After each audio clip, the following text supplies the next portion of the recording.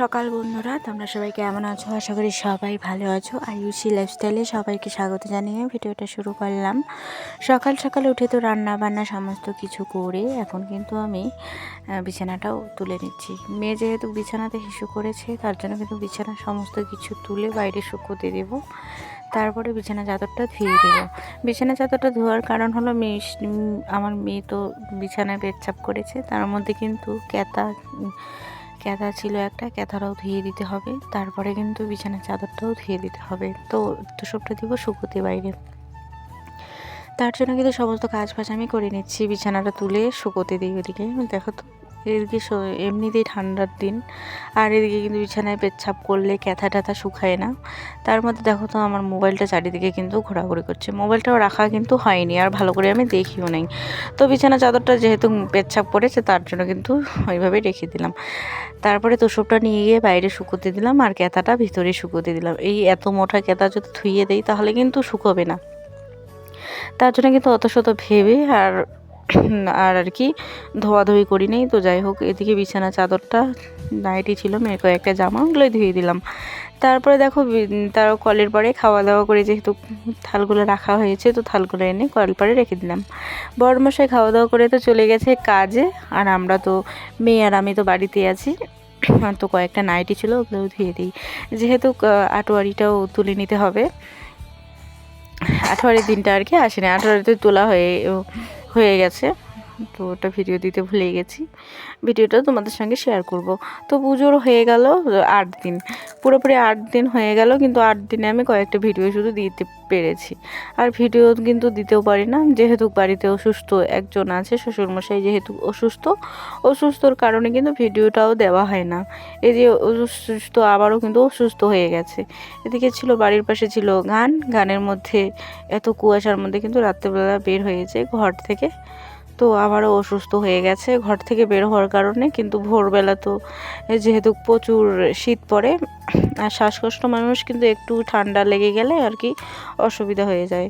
তারপরে দেখো, এদিকে কিন্তু শরীরটা আবারও অসুস্থ হয়ে গেছে। অসুস্থতার কারণে কিন্তু আবার কাশাকাশি এটাও আবারও শুরু হয়ে গেছে, তার জন্য কিন্তু ভিডিও দেওয়া হয় না।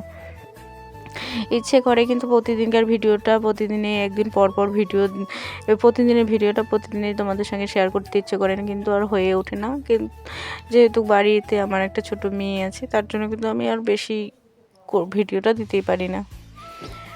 তারপরে কালকের ঘটনা বললে না বলেও পারি না। আমার শাশুড়ি মা হতে পারে খাটো মানুষ, হতে পারে বুদ্ধি কম, কিন্তু এমন একটা মনে ব্যথা দেয়, কি আর বলি। কালকে রাত্রেবেলা মেয়ে বিছানায় খেলছিল, তো হাত ধরে টেনে আর কি ঘর থেকে বের করে দিয়েছিল। এটা দেখে আমার খুবই খারাপ। দুয়ার মোছা আমার একদমই কমপ্লিট। এখন শুধু ঠাকুরটা মুছে নেবো আর ঠাকুরটা দিয়ে নেবো। দেখো তো মা, এদিকে দেখো। তো দেখে আমার পুরো খারাপ লেগেছিল। তো খারাপ লাগলেও করার কিছু নেই, যার যেটা বিবেকে আবেগে যে যেটা করে না কেন, তা নিয়ে ভাবতেও চাই না। আর শুনেও অনেকটাই খারাপ লাগে, দেখে অনেকটা খারাপ লাগে, কারণ আমি নিজের চোখে দেখেছি। কিছু বলি নেই, কারণ বলার কিছু নেই। ও একটা অত বড় একটা মানুষ, দুইটা বাচ্চাকে বড় করেছে, বিয়ে দিয়েছে, এখনও যদি বুঝ হয়নি মানুষের। যতই হোক, নিজের তো বাচ্চা নয়, মানুষের বাচ্চা, তো আর কি ওরকম তো করবেই। তো যাই হোক, আজকে হলো মকর সংক্রান্তি। তো সংক্রান্তির দিনে আমি পিঠে করেছি, দুধ পিঠে করে কিন্তু ঠাকুরকে দেওয়া হয়েছে। কিন্তু বাড়িতে যেহেতু অসুস্থ, তার জন্য কিন্তু আর কি দুধ পিঠে করা হয়েছে। তারপর ফলমূল এগুলাই নিয়ে এসেছে, আর কিছুই করা হয়নি।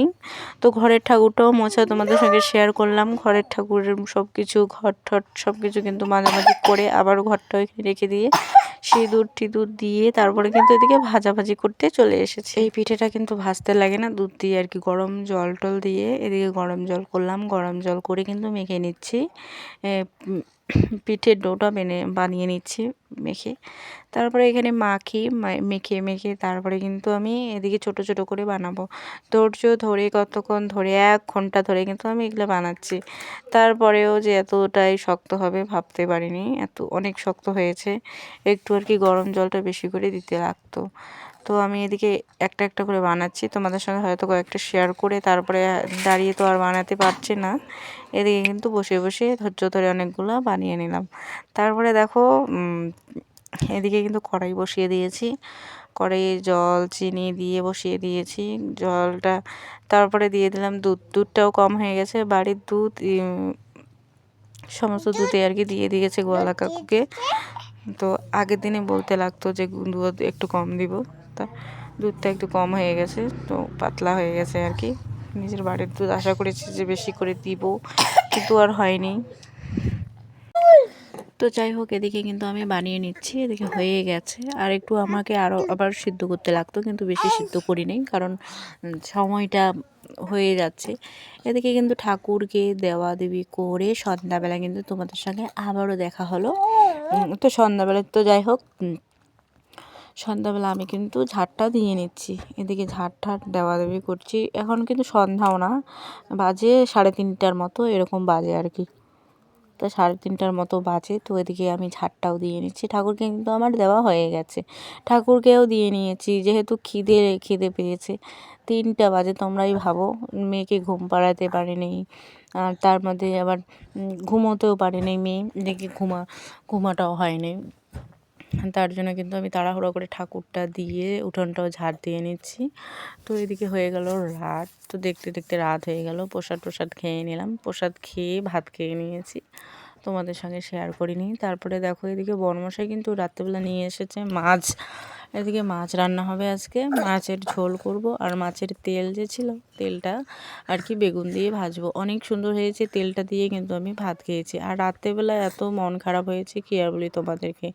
এক তো হয়েছে মেয়েকে ধাক্কা দিয়ে বের করে দিয়েছে সন্ধ্যাবেলায়, এই যে একটু আগে কিন্তু এই ঘটনাটা হবে, তখন কিন্তু খুবই খারাপ লেগেছে আমার দেখে। তার মধ্যে বর নিয়ে এসেছে এদিকে মাছ। বর তো খাওয়া দাওয়া করেই নেই, আর ভালো করে যদি খাওয়া দাওয়া না করে মনটাও ভালো লাগে না, আমার একদমই ভালো লাগে না, ভালো লাগছিল না। তারপরে দেখো এক এক করে কিন্তু মাছগুলো ধুয়ে তুলে নিচ্ছি। তো আঁশগুলোও ছিল, আঁশ একটু আঁশ ছিল, মাছের মাথাও একটা ছিল, কিন্তু ওটাও রেখে দেবো সুন্দর করে। আর মাছের তেলটা যে ছিল, তেলটা কিন্তু সুন্দর করে আমি বানিয়ে নিয়েছি, তার জন্য কিন্তু তিতাটা লাগেনি বেশি। আর আগের দিনে একদিন আমি কি করেছি, অনেকগুলো মাছের তেল এনে কিন্তু নষ্ট করেছি, কারণ মাছের তেলটা ফ্রিতে দিয়ে দিয়েছে। মাছের তেলটা সুন্দর করে আর কি আমি ফেলতে পারিনি। যেরকম ধরে নাও ভিতরে যে কালো কালো রক্তর মতো তালাগুলো থাকে, ওগুলো হয়তো ফেলে দিতে লাগে, তার জন্য কিন্তু তিতে লেগেছিলো। তা আগের দিন ওরকম ভুল করেছি। তো এইবার তো আর ভুলটা হয়নি। একটু ভাত রান্না করেছি, বেশি আর ভাত রান্না করিনি, কারণ ভাত তো ছিলই। যেহেতু আমি সকালবেলা যেহেতু ভাত খাওয়া হয়নি, বিকেলবেলা খেয়েছিলাম, তার জন্য কিন্তু ভাত ছিলই। তো ভাত থাকার কারণে কিন্তু বেশি ভাত রান্না করা হয়নি। এখন একটু ভাত রান্না করে তো মাছগুলো একদম এখন কিন্তু উল্টে পাল্টে ভাজা করে নিচ্ছি। এদিকে শাশুড়ি মা কিন্তু মেয়ের সঙ্গে আগুন তাপাচ্ছে, মেয়ে, শাশুড়ি মা, শ্বশুরমশাই। তো একটু দেখিয়ে দিলাম, হয়তো স্পিড যেহেতু ভিডিওটা করে নিয়েছি, তার জন্য কিন্তু ভালো করে দেখানোও হলো না। আর কড়াইটার অবস্থা দেখো কি করে দিয়েছে। এদিকে মেয়ে আর মেয়ের ঠাম্মি এদিকে খেলছে কিন্তু। আর মেয়েরও শরীরটা খারাপ না, এই যে ভয়েস দিচ্ছি বারবার কাশাকাশি করছে। এদিকে লঙ্কার গুঁড়োটা কিন্তু বেশি পড়ে গেল মাছের ঝোলে। মাছের ঝোল বানানোর জন্য কিন্তু আলুটা প্রথমে ভেজে নিলাম। আলুটা তেলে ভেজে এখন কিন্তু মশলা যতগুলো ছিল, আদার গুঁড়া, জিরার গুঁড়া, তারপরে হলো পেঁয়াজ বাটা, সমস্ত কিছু দিয়ে কিন্তু ভাজাভাজি করে তারপরে কিন্তু আলুটা দিয়ে দিলাম। আলুটা দিয়ে একটু জল দিয়ে ঢেকে রাখবো। ঢেকে রেখে তারপরে জলটা দিয়ে নামিয়ে রাখবো। মাছটা দিব, মাছের পিস কয়েকটা দিয়ে নামিয়ে নেব। এখন কিন্তু মাছের তেলটা ভাজার পালা। মাছের তেল কিন্তু সুন্দর করে ভাজা না হলে একটা গন্ধ